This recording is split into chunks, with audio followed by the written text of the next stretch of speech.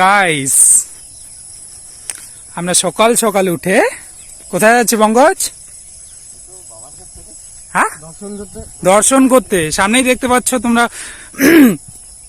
বিখ্যাত বিখ্যাত বিখ্যাত মায়াপুর মন্দির। তো আমরা শর্টকাট রাস্তা নিচ্ছি এই দিক দিয়ে। ওই দিকটাতে যেতে চাইছিলাম, আই মিন যেখানে রাশিয়ান আমেরিকান ভক্তবৃন্দ বলবো ওরা আছে, ওই দিকটাতে যেতে তো দিল না, এদিকে যাচ্ছি। এখন মন্দিরের চত্বরে একটু ঘুরবো।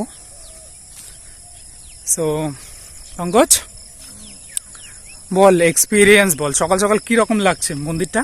খুব সুন্দর লাগছে, মনটা জুড়িয়ে যাচ্ছে একদম। হ্যাঁ, আর কি বলবো, বলে বোঝাতে পারছি না কি বলবো, এতটা সুন্দর। বকুল কেমন লাগছে সকাল সকাল? এতটা ভালো লাগছে এখানে না আসলে কেউ মানে বলে বোঝানোর মতো না। হ্যাঁ,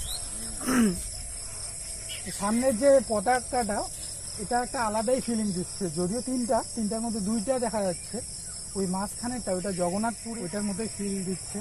অ্যান্ড নিচে যে চক্রটা সেম।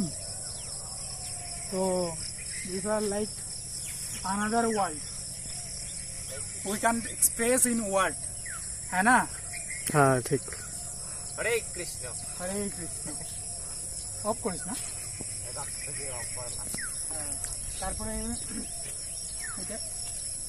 ওটা হচ্ছে Hare Krishna I think auditorium. ওটাতে ঢোকার কথা ছিল কালকে, বাট আমরা তো ঢুকতে পারলাম না। দেখি আজকে যদি টাইম থাকে সকাল সকাল ঢুকবো, তাই না পঙ্কজ? হ্যাঁ, প্রাইস মনে হয় অ্যাফোর্ডেবল। হ্যাঁ, 40 টাকা।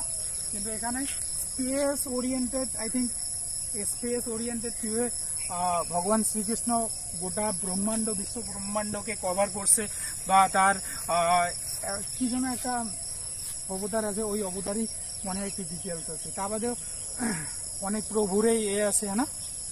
হ্যাঁ, তো দেখলে আরো বেশি আমরা ভগবানের প্রতি শ্রদ্ধা ফিল হবে। তো চলো পরে ওইটা দেখাবো, বাট এখন নাও we are going